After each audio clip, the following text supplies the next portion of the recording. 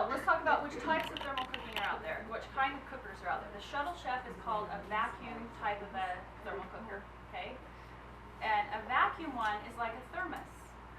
It's a vacuum sealed, and that vacuum seal in there is an insulator and helps retain the heat inside of the unit. The Saratoga Jack is a foam insulated unit, so it's got foam put in there. If I am going to make something in a small quantity, I'm going to show you how to do it today in a foam unit, but if I just want to have something and only have a little bit and only have one little thing, I'm going to go buy a thermos. Because a foam insulated unit that's only this big will not retain the heat like you need it to. But a vacuum sealed one is actually really efficient. But once you get bigger like these, then that sort of, they even up a lot more, right? Because you have the volume in there to retain the heat. It's all about volume of food and about retained heat right here.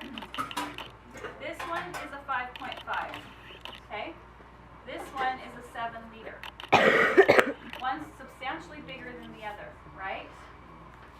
So, the smaller one has less food, so it's going to get cold faster because there's less food to retain the heat. Does that make sense? The big one is going to have more food that's going to be hot, and so it's going to be slower cooling down. So to compensate for that, you can see these are almost the same size. With the lid on, they almost look the same size. Because this smaller one has more insulation to compensate for the fact that there's less food inside. Okay? So you want to pay attention to how long how good the insulator is and how long it will stay hot. Because that's the key. One year I was looking through the ads at Christmas time and there was a thermal cooker. It was like 60 bucks. I'm like, how do they have a $60 thermal cooker, right?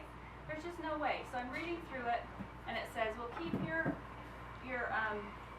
food hot for up to 3 to 4 hours. And I went, that's it right there. It's not a good insulated unit. It's a waste of your money for $60 because there's so much you can do from 4 to 8 hours. That's really an important amount of time to have your thermal cooker working for you.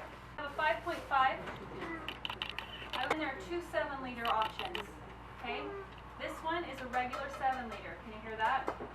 This is just a single layer pot, which is fine. I use it all the time. This is triple, so it's going to distribute the heat better. That's the only difference in the deluxe and the regular. The outside pots are nice and heavy. These can go right over an open flame outside. Okay?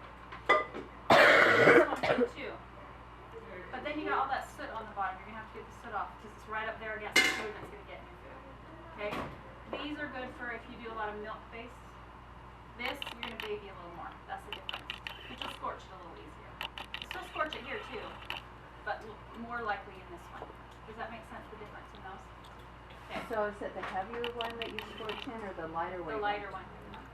It doesn't distribute the heat as well, so usually right where your flame is, it might scorch you both though. Because it's light. With a vacuum insulated unit, we talked about that a little while ago.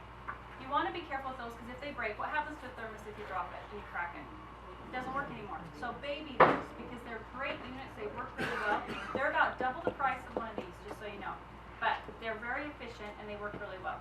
These ones right here are really hard to do anything damage to. If you crack the inside here, that's really the only way that it's not going to be efficient. Okay? I guess you can knock off the lid. But technically, you could put the lid on and wrap it if you had to, right? But what I do find is I pick this up and set it down just like that. I just did that. Kids come by and they go like this and you're going to pop your handle. Okay? So get in the habit of dropping it and setting the handle back in place. And it will last you a long time. You cannot replace the handles because it's in the process of making it. It's a clamp thing in there. You can't fix it. So just be careful how you put this down because that's really the only thing that you'll lose a handle when I have to a couple of them.